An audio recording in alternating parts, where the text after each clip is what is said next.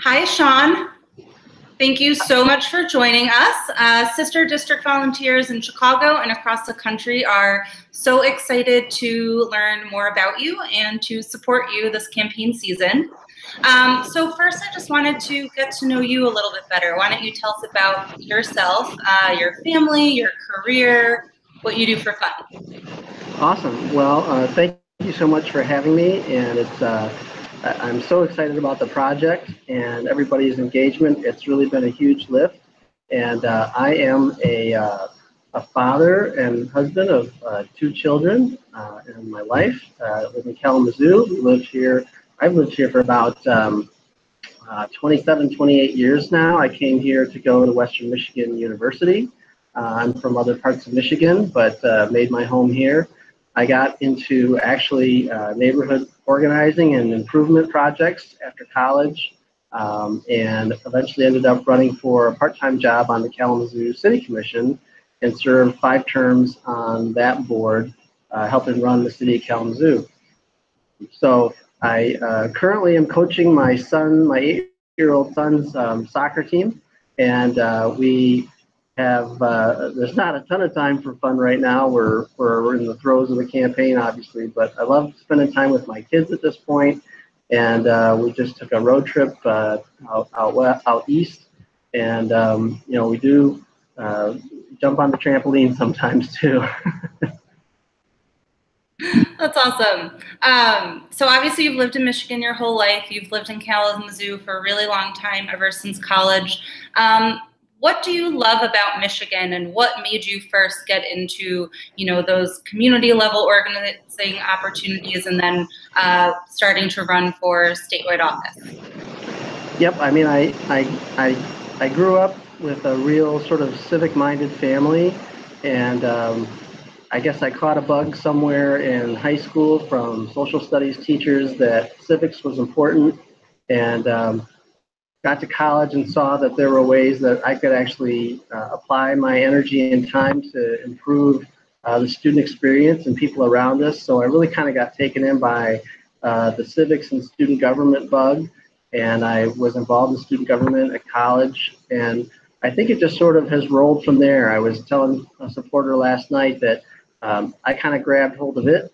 It kind of grabbed hold of me, and we've sort of neither has let go yet, except for sort of the results in 2014. I've been successful and able to continue a career in public service. So that's really what I've been doing. I've also worked full-time professionally in the nonprofit sector, first in neighborhood revitalization, and then in fundraising for the American Red Cross and an organization called Kalamazoo Friends of Recreation. So that's sort of been my professional side, and they've blended really well. I saw in your bio it said you were a small business owner. What's your small business? So we've come into kind of in a backwards sort of way a couple of rental properties, and we just maintain those and keep them going on the side. But I mean, it's a real business, and I'm always watching the balance sheet and working with tenants and trying to have very nice properties. So that's kind of what we do in addition to our work. My wife works full-time at the university. Fabulous. So what have been some of your greatest accomplishments while you've been city commissioner and a member of the State House, or maybe some of the biggest challenges that you faced? Yeah, so with 10 years on the Kalamazoo City Commission as a part-time elected official, I think that one of the things that I'm really look back on, you're a body of 7, so you don't really take credit for any one particular thing all by yourself. But we really worked to, I think, collectively revitalize Kalamazoo's downtown and really put a focus and a real effort into bringing our downtown back as part of our community. The challenges were doing that really in constrained budget cycles. We went down in employees every year because state of Michigan policy was basically cutting resources to core urban cities. So that was really a big challenge in those whole 10 years on the City Commission. In the legislature, I served 2 terms in the minority as a Democrat. But 2 big things that I'm proud of that happened in those 2 years was I was able to help pass a bipartisan compromise to raise Michigan's minimum wage. And we also expanded Medicaid throughout the state of Michigan during my, that was a vote I was able to really, it was like my most proudest vote was to know that we could start expanding healthcare to hundreds of thousands of Michigan citizens, and that has happened. And it's been just something that I look back on extremely happily. That's fabulous. So obviously healthcare, minimum wage, those are big topics nationally. What issues are the most important to the people in your district in Michigan? Yeah, that's a really great question. I mean, sometimes it's hard to differentiate yourself. Am I running for governor of Michigan or am I running for state senate? But I mean, the issues of the district, I think, are very much educationally based for starters. We have, obviously a large K through 12 system that I believe has been under-resourced and underfunded for the last 8 to 10 years. We also have several institutions of higher education here, Western Michigan University, Kalamazoo Valley Community College, Kalamazoo College. So, that's really one of the things that's at the core of our community is higher education. So in addition to some major industries, that's really where I think, a lot of what our concerns and issues come from. We all drive the roads in Michigan. The roads are terrible. And of course, whether we're going to have and keep healthcare expansion, I think is going to be a big issue too. Sister District, I was just seeing how happy they were about the Virginia decision to expand it there and the role that you all played in the Virginia delegates. So I'm hoping to see the same here. So we heard healthcare, education, higher ed, and K through 12. How do those issues, how will those translate into legislative priorities for you? And how do you think your legislative priorities would vary from your opponent, who's the incumbent, Senator Margaret O'Brien? Mm-hmm. Yeah, well, we've taken a couple of very different positions on some things. One of which was, gun safety is obviously an unfortunately ever-present issue that's coming up over and over again. And on that matter, she voted for bills in the state senate that would have guns be everywhere, basically. Schools, churches, bars, stadiums. I can't imagine the kind of great idea it would be to have guns in bars and stadiums. So, I mean, this is clearly a district where gun votes and NRA scorecard will be polar opposites. I mentioned the minimum wage expansion that Michigan did, and we're talking about raising the minimum wage again here.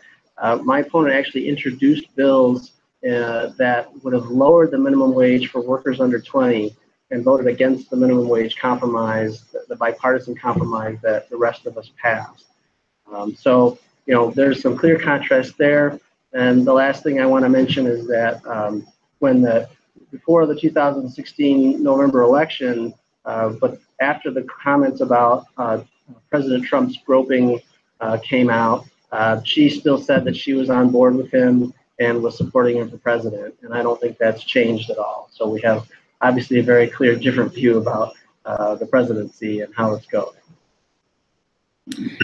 How do you think that your opponent would communicate against you? What do you think she would say about what your priorities are, and how are you guys preparing for that? Yeah, I mean, that's a great question too. I kind of harken back to 2014 on that because it was a very similar deal.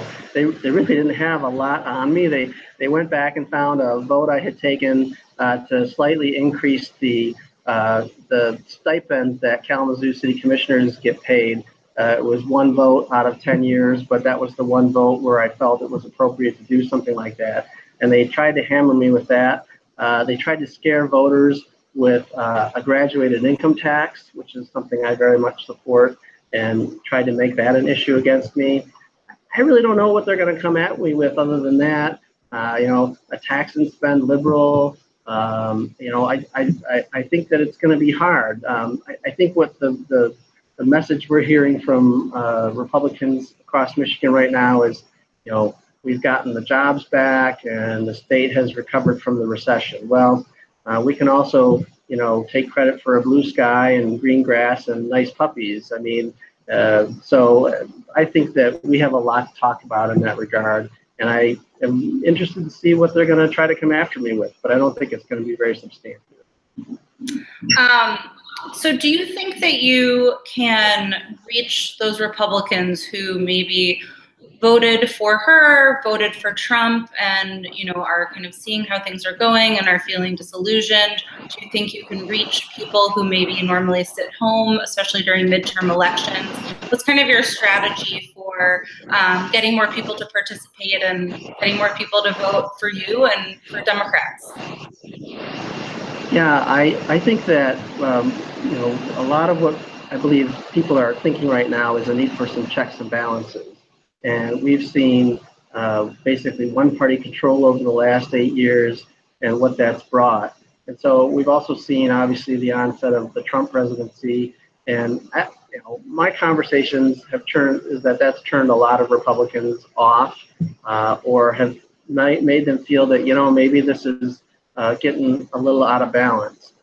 The other issue that I think is resonating amongst people in maybe both parties and just independent voters is gerrymandering, which I love talking about that. It's sort of my favorite issue, and I hope we can spend a minute on that. But I think that it's hard to sort of change hardcore Republican voters, but I think there's a set of independent voters that are looking for a change. They're looking for some checks and balances, and that's they're also looking, I think, for Democrats and any candidate to talk about issues like what we're talking about, and not be hyper partisan or bashing each other, but just talking about economic issues, government issues, infrastructure, schools, the kinds of things we're talking about.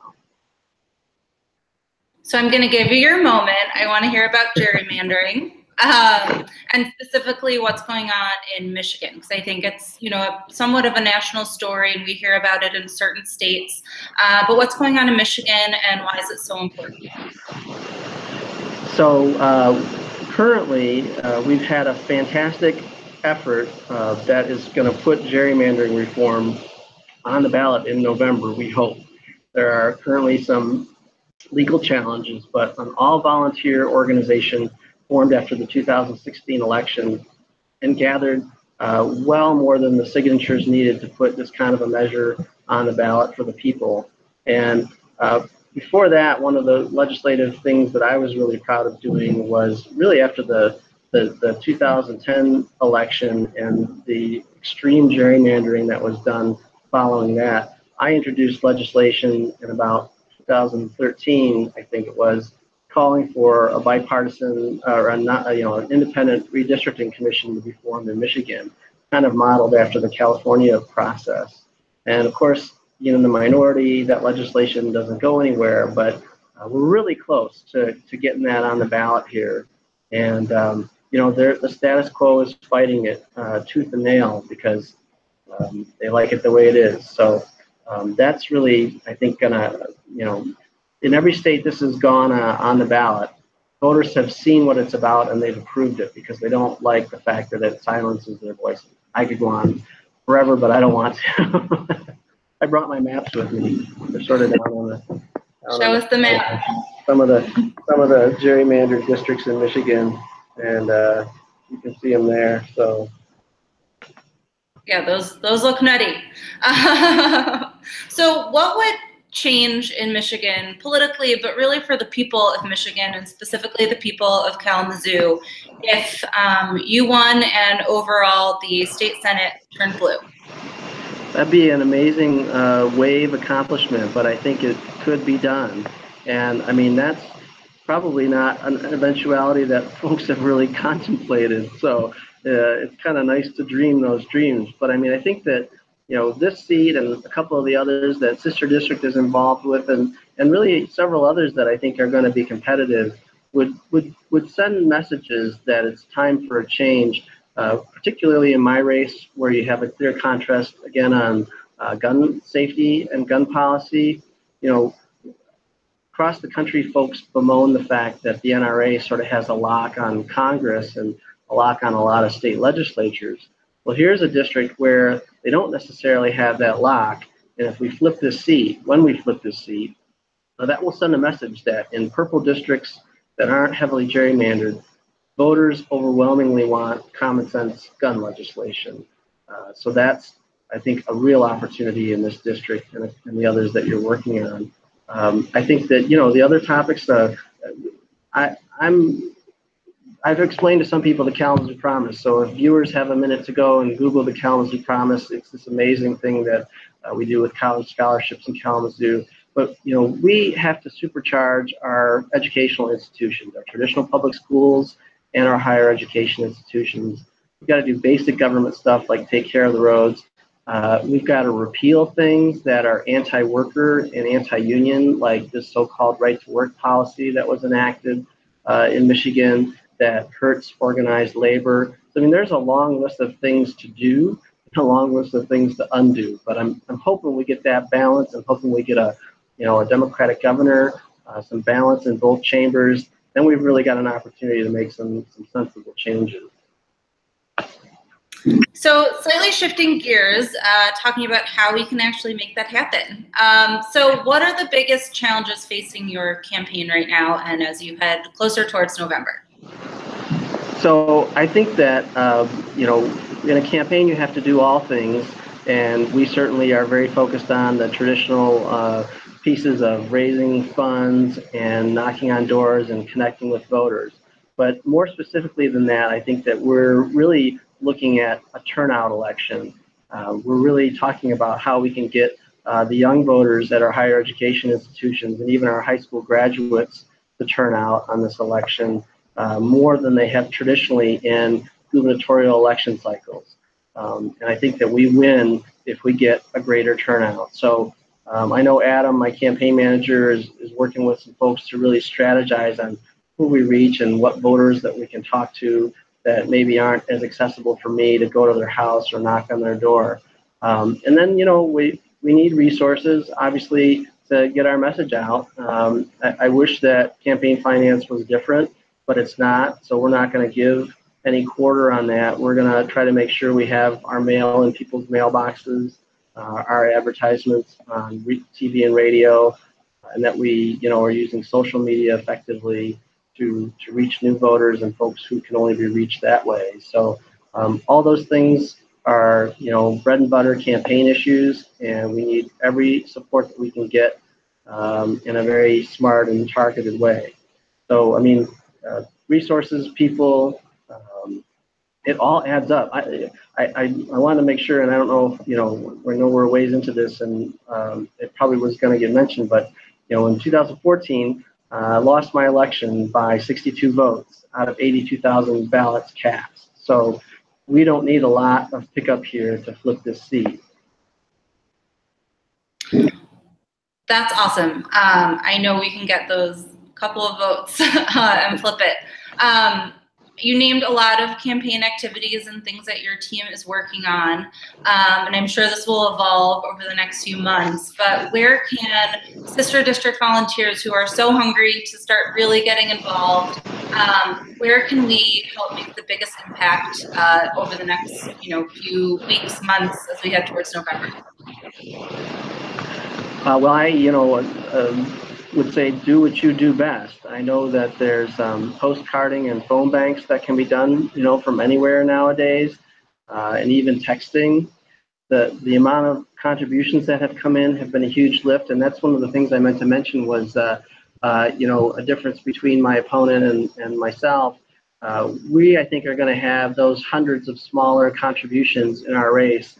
And my opponent's going to have a lot more special interest funds that she's been collecting in Lansing. But in 2014, we blew her out of the water in terms of smaller individual donors, both in district and out. And I think we're on track to do that again. So that's been a big lift in terms of, when those sister district contributions have come in.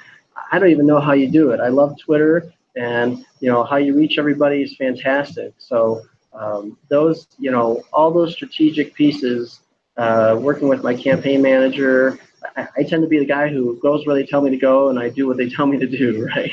But we know how to run a campaign, and I think we just need that extra bump, which this is. It is no question it's an extra bump.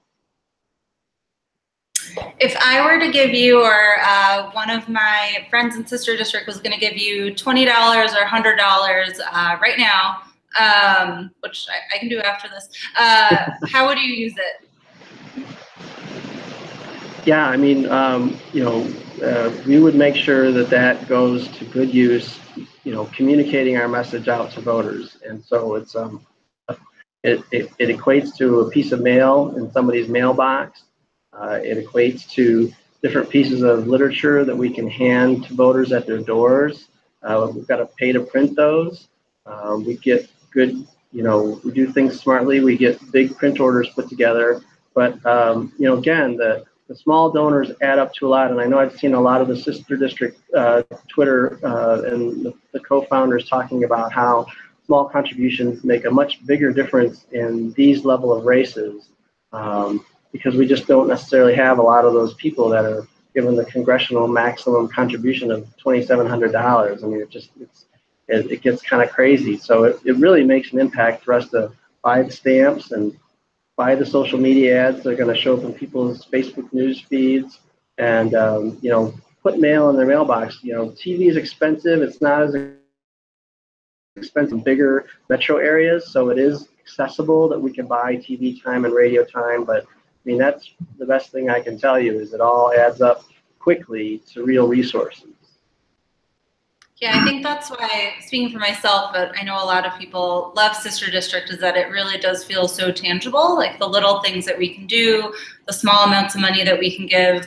By focusing on races at the state level, it feels like, oh, you can actually make an impact versus I'm giving $25 and some, company or rich person's giving, thousands of dollars. So what difference does it make? So I think that's why we're so excited to support you. This is great. You've given us so much good information, so inspiring. We can't wait to support your campaign. Is there anything I didn't ask you that you want to talk about? You can show us your map again. Well, I think just again the emphasis, so a quick sort of wonky analysis is that the Michigan Senate Republicans have a lot of open seats due to term limits that they have to defend. This seat that I'm running for is one of the few, that's held by an incumbent. So we deem her the most vulnerable incumbent, given how close we got last time, and also the way the environment is shaping up so far for November. But that's the biggest thing I think to take away is it was 62 votes out of 82,000 in 2014. This incumbent's going to have huge resources behind them, money from all over the country coming in that goes to the Republican Party, and then they transfer it to her. And she's going to have 4 years of serving as a state senator under her belt. But we've got her voting record, we've got good numbers from 2016, and I think that we know that this is in the margin. And what we want to do, and what you can help do, really is let's put it out of, let's take it off the board. We want to see that poll that says this seat is out of reach for them to take, even with a strong incumbent, and that this is the way Kalamazoo County has trended blue, and that this state Senate seat is now going to be firmly in Democratic hands. And that means we need 500, 1,000, 1,500 vote margin in favor of my outcome. And I know that that's going to happen with this help. We sure hope so. Thank you so much for joining us tonight, and so much more to come with Sister District and your campaign. Thank you so much.